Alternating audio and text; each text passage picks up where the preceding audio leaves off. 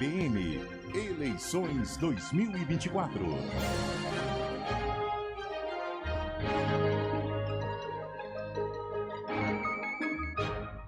A Rádio CBN e o G1 Piracicaba iniciam hoje a sabatina ouvindo as propostas dos concorrentes à Prefeitura de Piracicaba.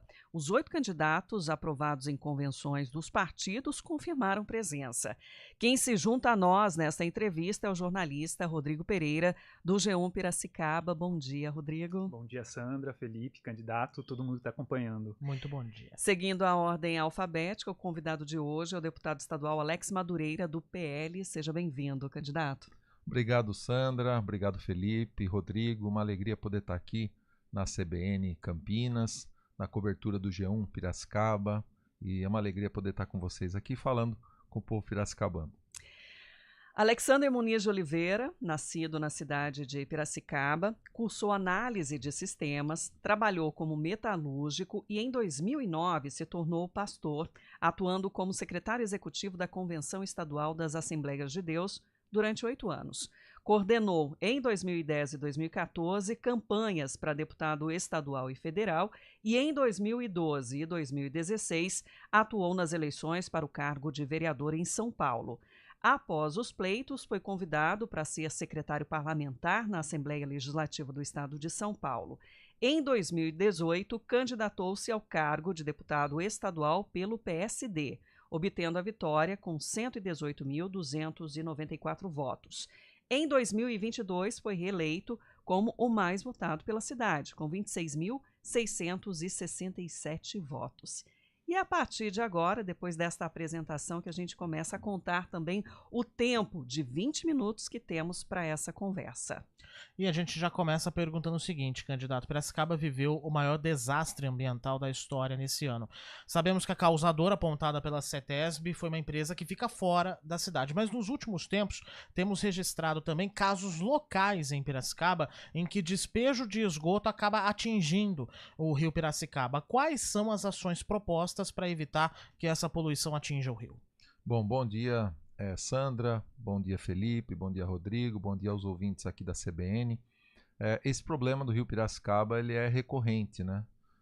Nós tivemos, infelizmente, uma fatalidade nesse período onde houve essa mortandade de peixes, visto que nós tínhamos um nível baixo de água no rio, então tudo contribuiu para que isso acontecesse. Infelizmente, já tiveram outros casos desses de soltarem algum tipo de agente químico no rio, mas dependendo do volume do rio, o rio sofre menos ou mais com essa situação.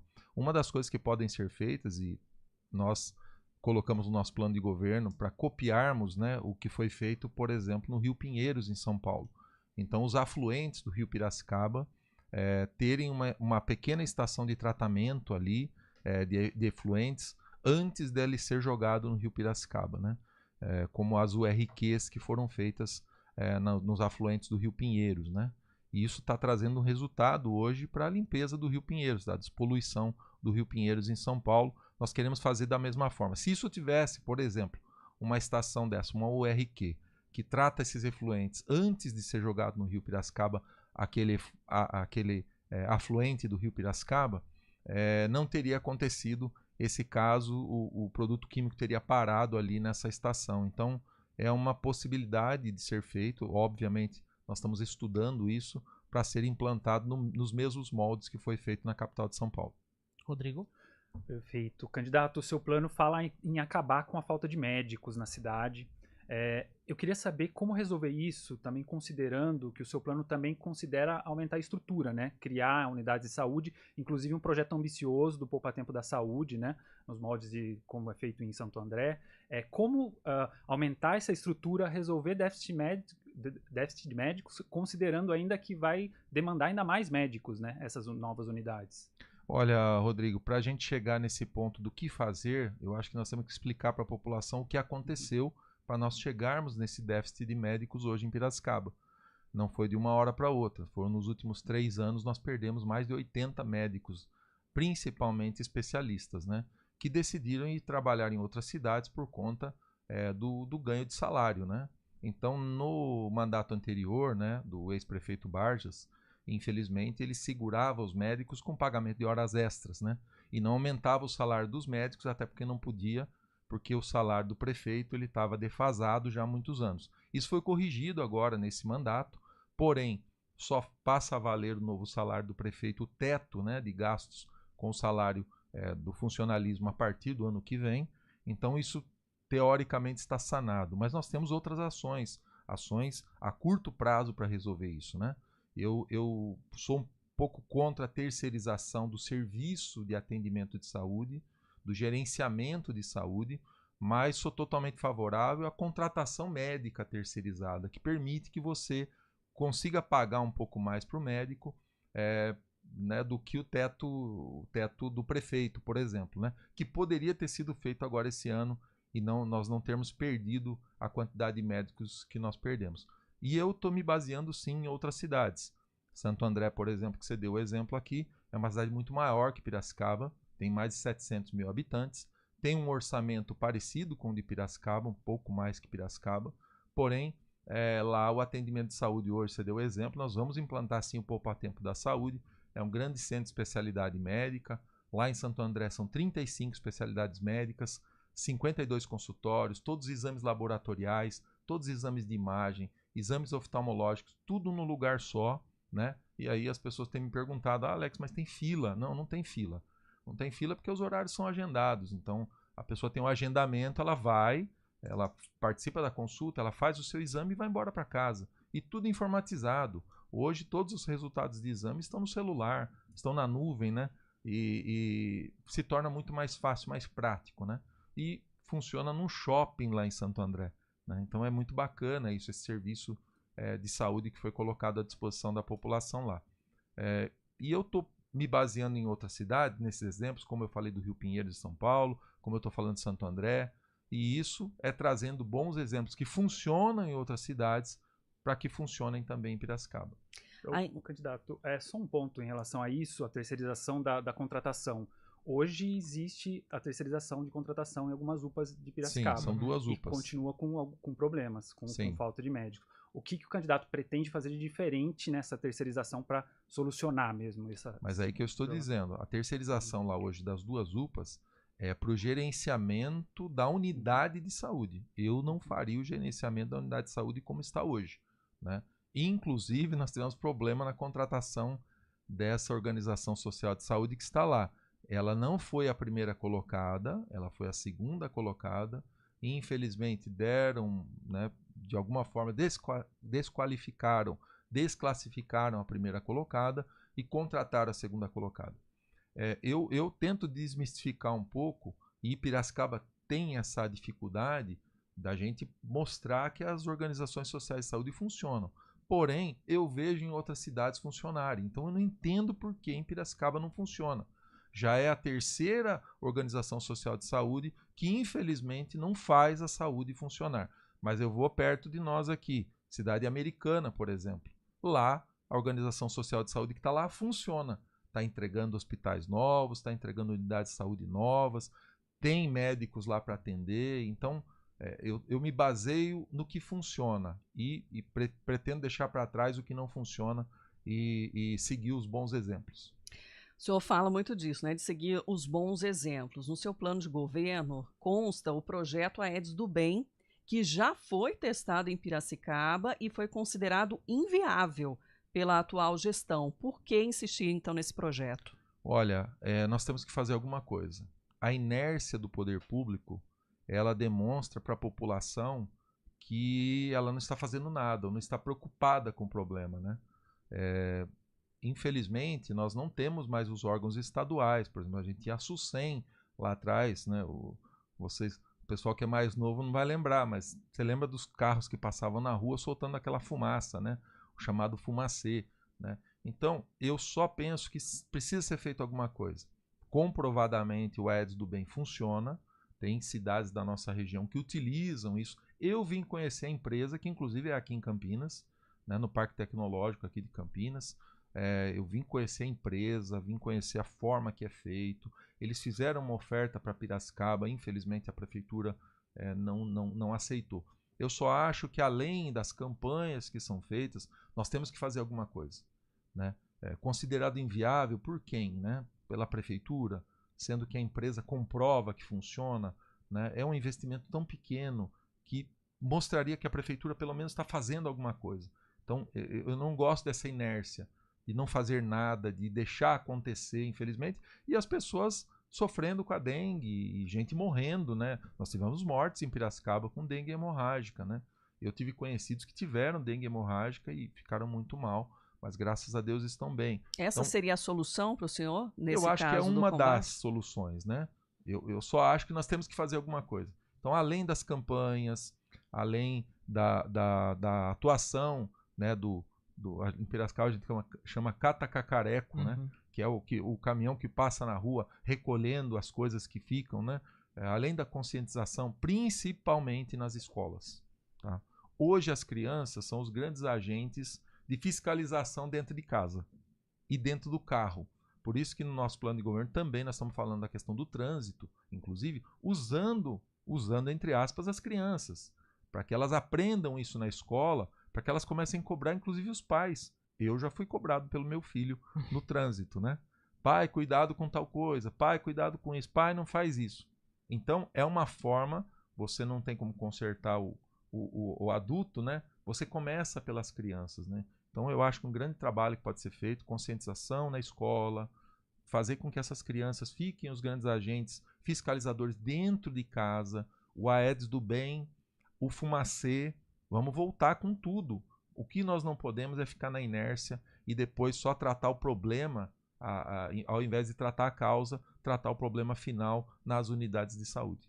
Perfeito, candidato. O candidato falou sobre até escolas aí no final da sua fala. Agora eu queria entrar em questão de creche, déficit de vagas em creche, que é outro problema crônico na cidade. Atualmente são 76 pessoas aguardando na fila. Fui conferir até antes da nossa entrevista aqui. No seu plano, o candidato fala em ampliar, né, a quantidade de servidores e também estender os horários das creches.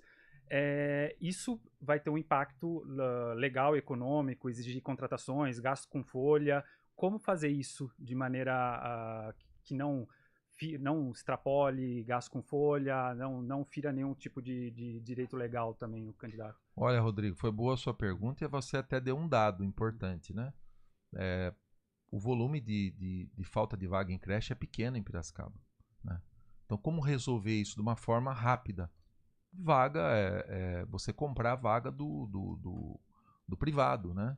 Essas 80 vagas que você tem de déficit, rapidamente você resolve com isso, né? Uma bolsa creche, por exemplo, você oferecer para essas pessoas, né? Eu acho que o problema não está só na construção de novas estruturas, né? Eu me preocupo mais com construção de novas estruturas e com reestruturação na área da saúde. Na área da educação, nem tanto. Nós temos 123 escolas em Piracicaba, né, municipais.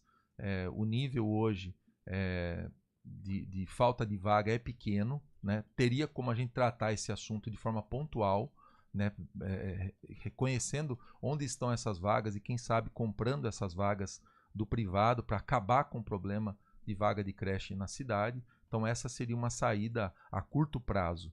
E obviamente a médio e longo prazo você estudar, né, aonde que estão faltando vagas, se realmente é necessário ou não fazer um investimento em pessoal.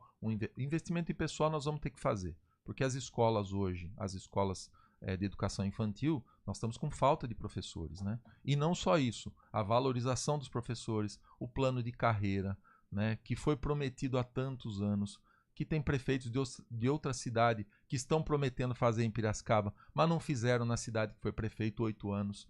Então, a população e os profissionais da prefeitura estão cansados já de promessa, como a própria Guarda Municipal, que não tem o seu estatuto até hoje, não conseguem progredir na carreira, eles dependem de concurso público para poder evoluir na carreira, e não é feito desde 2012. Nós não temos contratação na Guarda desde 2015. Nós estamos defasados, mais de 200 homens defasados. Então nós temos muito problema e um dos problemas que a gente pode enfrentar é a questão do teto de gastos com funcionalismo. Nós estamos um pouco longe ainda, né? Mas temos que tomar cuidado com isso. Certo. Candidato, a gente, num tempo recente, a gente vivenciou uma pandemia com centenas de milhares de mortos. A Covid não está erradicada. Enquanto deputado estadual, o candidato propôs um projeto na Assembleia Legislativa para anistiar, dar perdão para quem foi multado por ter usado máscara durante a pandemia. A gente sabe que a ciência é o meio mais indicado para embasar, né, decisões nesse tipo de situação, e ela indicava a utilização de máscara.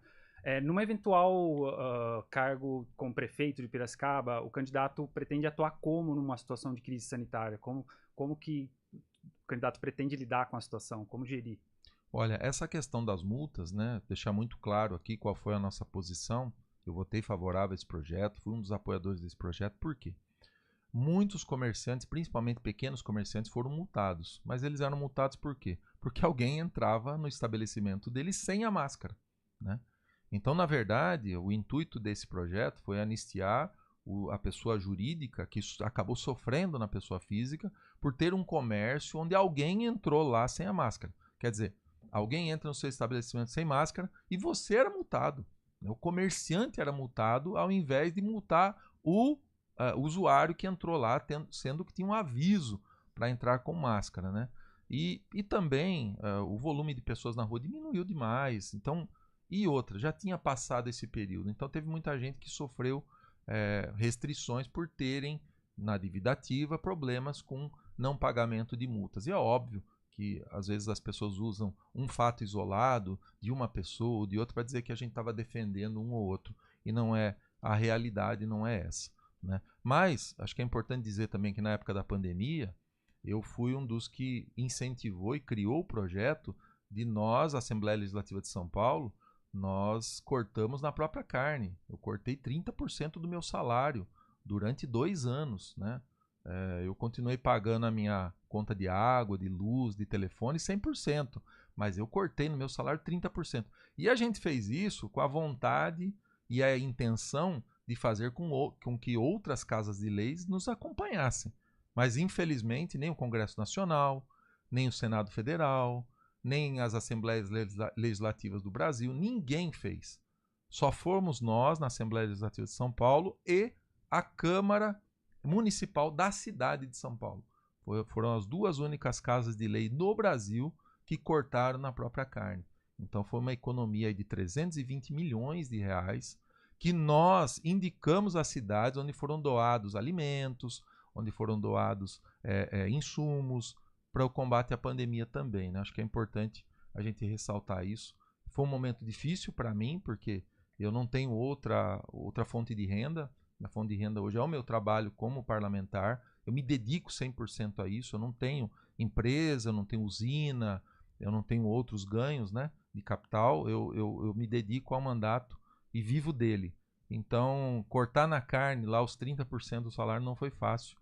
Mas foi um momento necessário e a gente fez um gesto. A gente sabia que não ia resolver o problema da pandemia, mas foi um gesto. Faltam 3 minutos e 20.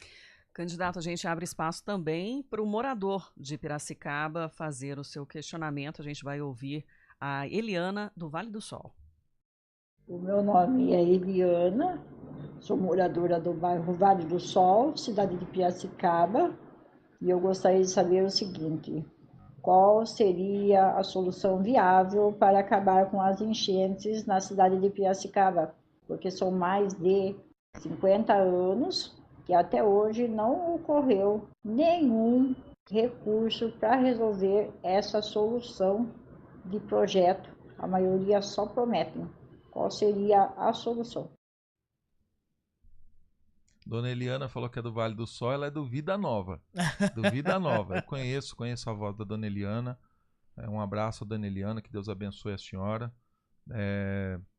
Faz tempo que você não me liga, hein, Dona Eliana? Por favor, hein? Não abandona a gente agora, não. Eu quero aproveitar e falar de 2 coisas. Nós não estamos vivendo um momento de enchente, mas nós estamos vivendo um momento de falta de água. Então eu vou ser sucinto e rápido para falar das 2 coisas. O momento agora é de falta de água, mas nós sofremos com enchentes realmente em vários pontos da cidade. Eu falo que o pior ponto, que é um ponto visual, onde acontece muita coisa, é na Avenida Armando Salles, ali perto do Teatro Municipal, Avenida 31 de Março, o terminal de ônibus ali.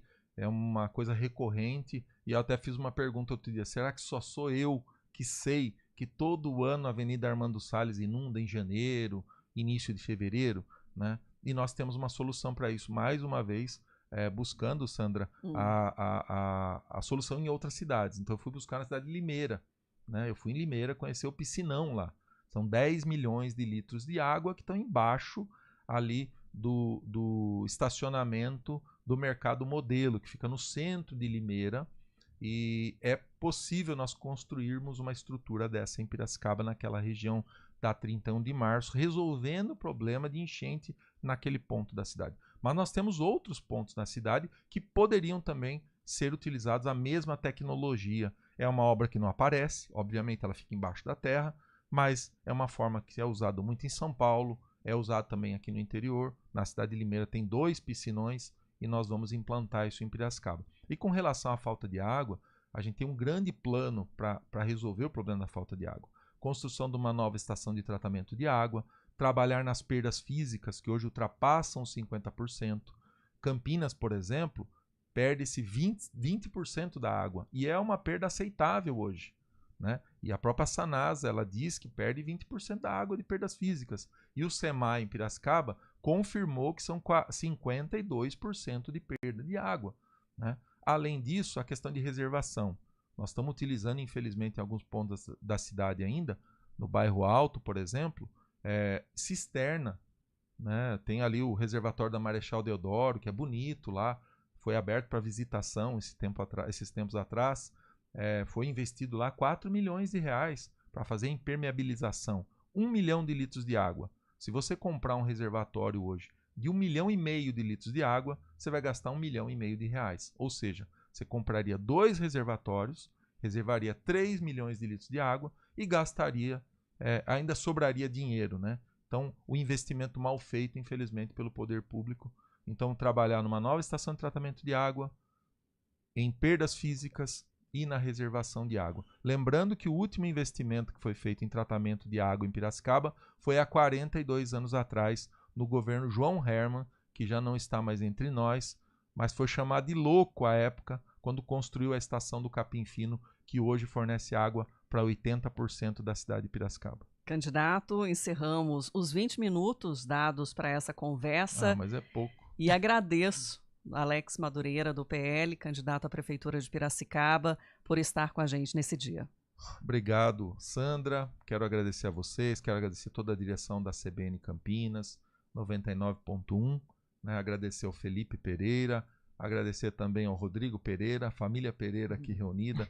O Rodrigo tá muito próximo da gente lá em Piracicaba. Parabéns, Rodrigo, pela cobertura que você faz em Piracicaba. Muito rápido, muito assertivo, dar resposta à população é muito importante. Eu sei que muita gente te procura lá, você tem os seus canais de informação na cidade e faz com que a população toda de Piracicaba consiga ter a informação em tempo real e uma informação com base. Eu sei que você busca também entender, né, a notícia e buscar a veracidade dela para poder soltar. Então, parabéns pelo trabalho que vocês realizam e agradeço a oportunidade de estar aqui. Obrigada, candidato. Obrigado, candidato, pela presença. Obrigada também ao Rodrigo, aqui do Portal de Notícias G1 Piracicaba. 10h29.